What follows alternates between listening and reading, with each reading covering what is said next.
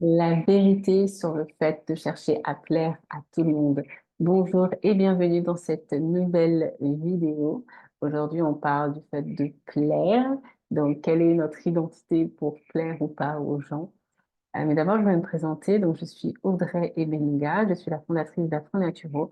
Et au quotidien, moi, mon but, c'est d'aider les gens à être à leur plein potentiel. Parce que moi, j'ai la vision d'un monde où chacun est en phase avec lui-même, avec les autres, avec son environnement, avec la nature aussi, afin de pouvoir optimiser son potentiel, atteindre ses objectifs et réaliser sa mission de vie. C'est quelque chose qui est très important pour moi depuis petite, déjà par rapport à mon parcours personnel, mais aussi dans cette volonté de toujours trouver des solutions aux autres. J'aime pas voir quelqu'un pas content, triste, donc je l'aide à atteindre ses objectifs. Alors, par rapport à ça, eh bien, aujourd'hui, je vais vous parler du fait de chercher à plaire à tout le monde. Parce que on est dans une société où on est beaucoup à être dans des rapports humains, en tout cas, qui passent par le fait de plaire. Et c'est vrai que ça fait partie des besoins de l'être humain. On a ce besoin d'appartenance-là, d'appartenir à un clan. Donc forcément, pour appartenir à un clan, il faut être accepté. Et donc, dans cette acceptation, pardon, eh bien, parfois, on peut être amené à chercher à faire des choses qui ne sont pas forcément en lien avec soi. Mais il est important de clarifier tout ça. Donc, dans cette vidéo, qu'est-ce que je vais vous démontrer? Je vais vous parler justement de ce que c'est, hein, du fait de plaire à tout le monde. Pourquoi est-ce qu'on cherche à plaire à tout le monde? Et surtout, bah, quelles sont les solutions face à ça? Comment est-ce qu'on peut faire pour soi-même chercher à construire son identité malgré tous ces conditionnements dans lesquels nous sommes? Voilà. Alors, c'est parti. Donc, je parlais effectivement à l'instant du sentiment d'appartenance. On a besoin tous de chercher d'appartenir à un clan. Et donc, ce clan-là, il est en lien toujours avec les conditionnements, puisqu'on a des conditionnements, encore une fois, qui sont de la société, de l'ordre de la société, du pays dans lequel on vit, de la culture dans laquelle on est. On a aussi des conditionnements qui sont liés à l'éducation, que ce soit l'éducation à l'école, que ce soit l'éducation à la maison. Et enfin, on a des conditionnements qui sont liés à l'expérience. Donc, ce qu'on vit au quotidien qui forge notre mindset. Et face à ça, ben, on a été, en tout cas moi j'ai été, quand j'étais petite, confrontée au fait de plaire aux gens, de dire bonjour aux gens même si je n'en avais pas envie. Et même à l'école, en fait, hein, le fait de pouvoir avoir des bonnes notes, c'était respecter le fait que le professeur voyait les choses d'une manière ou d'une autre et de faire en sorte d'aller dans ce sens pour avoir de bonnes notes. Donc ça nous a forcément conditionnés et ben, on a voulu plaire, même plaire à nos parents pour ne pas être punis. En tout cas, voilà, il y a toujours ce jeu-là. Mais quand on parle du fait de plaire, en soi, ce n'est pas mauvais. On dit que tout est dans l'équilibre. Ce n'est pas mauvais dans le sens où ce jeu de séduction-là, on l'a même dans les relations amoureuses. On cherche à plaire à l'autre, on cherche à être dans de bonnes conditions pour l'autre. Et ça, c'est pas forcément quelque chose de mauvais. Là où ça devient problématique, et je vais vous raconter une histoire qui va être juste, qui va bien vous expliquer ce dont je veux parler.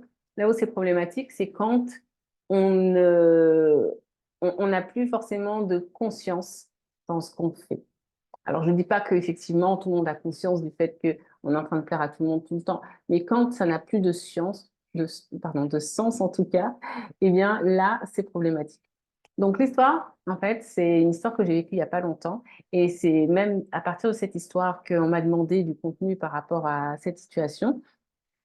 C'est l'histoire, en fait, d'une personne qui charmante, vraiment très charmante, qui est très à l'écoute, très dans l'aide de l'autre, etc. Et, euh, et en fait, qui était dans une entreprise, qui travaillait dans une entreprise. Et en réalité, elle cherchait à bien faire son travail. Donc là aussi, hein, bien sûr, dans le milieu professionnel, on cherche à bien faire son travail, on cherche à plaire à son employeur, etc. Parce qu'on est dans un échange de bons procédés et on fait en sorte de faire ce pourquoi on est payé. Sauf que, en réalité, là où, comme tout, ça aurait dû être équilibré, là, c'était déséquilibré parce que c'était un peu trop, c'était un peu too much. Et comment et pourquoi c'était too much? Parce qu'en fait, la personne, elle était un peu trop dans le brossage de poils, dans les compliments, etc.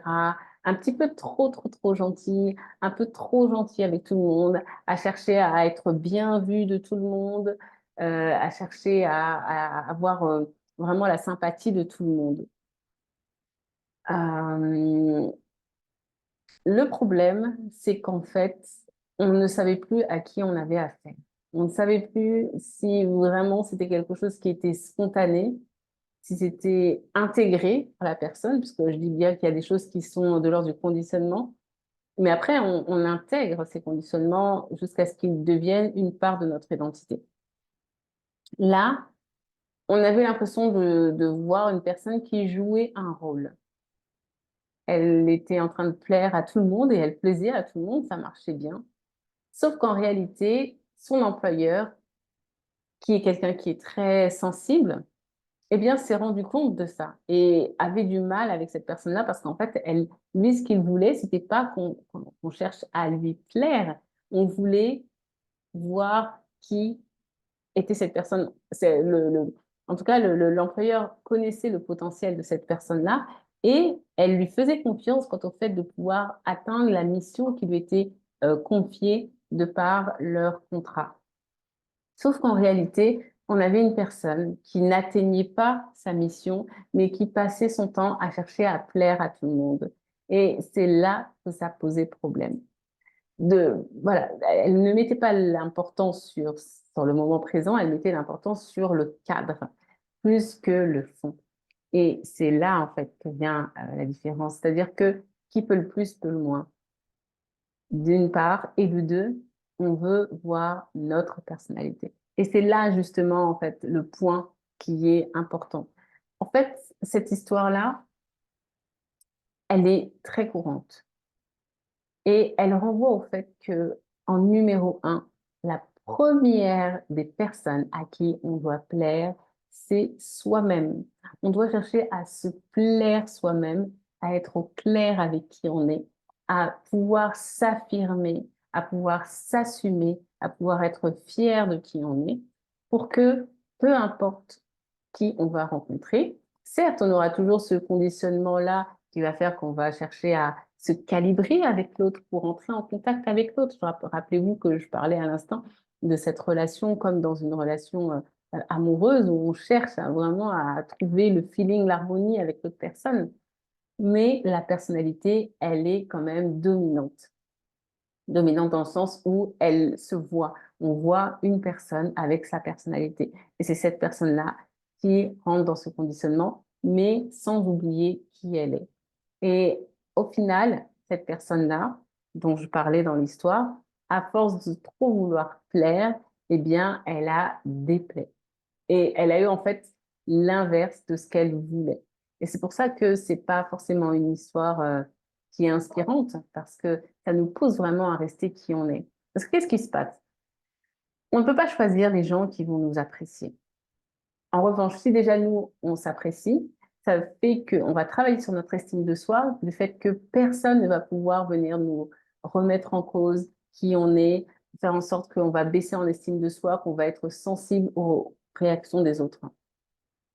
Là où ça va être une force, c'est que justement, les réactions des autres, on va pouvoir analyser si elles sont ressources ou pas pour nous, si elles nous aident, si elles nous font progresser, évoluer.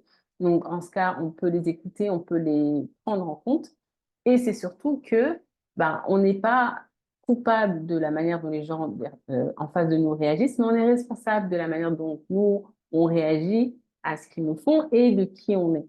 Donc, en étant responsable, eh bien, on sait que ben, on m'a demandé quelque chose, on m'a demandé une mission, une tâche, je vais la mettre en place, je vais faire ce qu'on me demande de faire avec ma personnalité et peu importe ce qu'on va me dire derrière, du moment que j'ai le sentiment d'avoir donné le meilleur de moi-même en pleine conscience, eh bien c'est OK. Regardez les artistes. Les artistes, ils cherchent pas forcément à plaire aux gens. Quand ils sont sur scène, ils sont dans leur élément, ils sont dans leur truc, ils font des trucs des fois, on se demande pourquoi. Mais c'est ça qui plaît en fait. Nous sommes tous des artistes. C'est ça qui plaît. Donc on doit chercher à être soi-même, à être nous-mêmes, à rester nous-mêmes, parce qu'on a notre énergie. C'est ça, en fait, que l'on veut, notre feeling, notre énergie, notre valeur ajoutée. Et, eh bien, en fonction des personnes qu'on va rencontrer, bah, ça va plaire ou pas. Mais dans tous les cas, on demeure, on reste qui on est. Voilà. Et c'est vrai que cette histoire me rappelle beaucoup qui j'étais avant, puisque encore une fois, je le dis beaucoup, mais je n'ai pas toujours été cette personne-là qui a confiance en elle, qui sait où elle va, etc. Et de par mon éducation, je cherchais énormément à plaire aux gens, à dire bonjour, à être poli, etc. Mais au final, je me suis rendu compte que ça m'a desservi. Et c'est quand justement je voyais des personnes qui ne cherchaient pas à plaire et qui faisaient leur vie, et que ces personnes avaient plus comment dire, de succès, entre guillemets, que moi, c'est là que j'ai commencé à me poser des questions jusqu'à travailler pour faire en sorte de chercher à me plaire moi et à proposer ce que je suis entièrement aux autres, à proposer mes services, à proposer voilà, mon aide, à proposer tout ce que je peux proposer. Donc ça, c'est important. Et ce que je veux, c'est que vraiment ça puisse vous aider. Donc déjà, ce que je veux que vous reteniez, c'est un, faire en sorte de identifier, d'être au clair, être vraiment conscient de vos conditionnements. Travailler s'il le faut, hein, travailler aussi s'il le faut sur vos blessures, vos traumas qui font que vous êtes dans ces conditionnements et que vous n'arrivez pas à en sortir. Et ensuite, en fonction de ça, déterminer en fait ce que vous voulez. Déterminer ce que vous voulez, déterminer qui vous êtes, déterminer comment vous voyez les choses. Et peut-être que vous ne voyez pas les mêmes choses que votre famille, que vos amis, etc. Mais c'est OK. Soyez fidèle et au clair avec vous-même. Et enfin, le 3, passez à l'action. Surtout, ne restez pas comme ça. Passez à l'action pour pouvoir justement atteindre vos objectifs avec qui vous êtes. Voilà. J'espère que cette vidéo vous aura aidé. N'hésitez pas à mettre en commentaire ce que vous en avez pensé. Moi, je vais vous laisser et je vous donne rendez-vous très bientôt pour une prochaine vidéo. En attendant, je vous souhaite vraiment d'être heureux et de chercher à ajouter votre valeur au monde. C'est pour ça que vous êtes là. Prenez soin de vous et bye bye.